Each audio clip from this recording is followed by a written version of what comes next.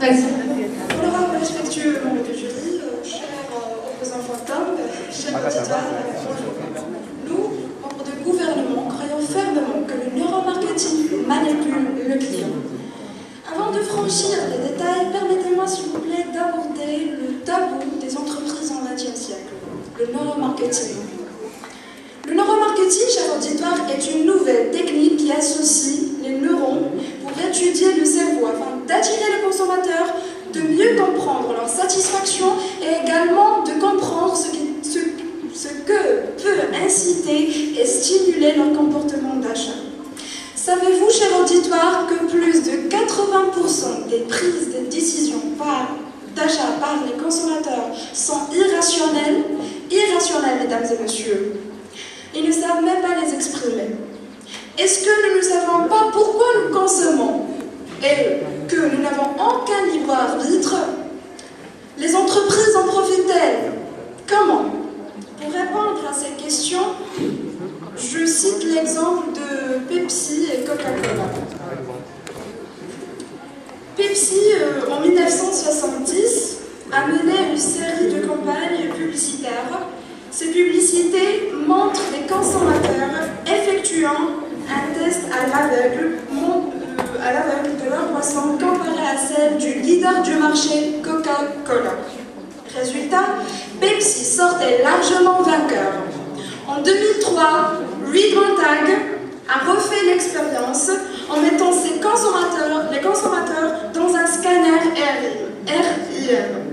Toute la stratégie publicitaire de Coca-Cola va venir changer le résultat, les choix et les préférences des consommateurs.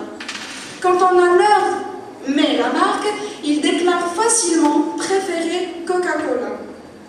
Donc ici on constate que les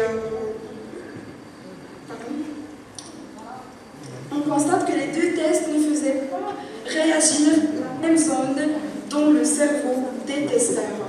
Cher auditoire, l'éventail des techniques passe par l'imagerie cérébrale, qui informe sur l'activité des aires cérébrales à la mémoire, l'attention et l'émotion. Le neuromarketing permet d'approfondir la connaissance du client plutôt que courir au simple témoignage aux consommateurs et aux enquêtes d'opinion.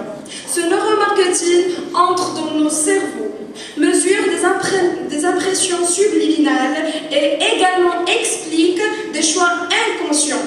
On parle, cher auditoire, de l'inconscience. Les décisions d'achat se jouent à 85% au niveau inconscient, donc il ne reste que 15% au niveau conscient.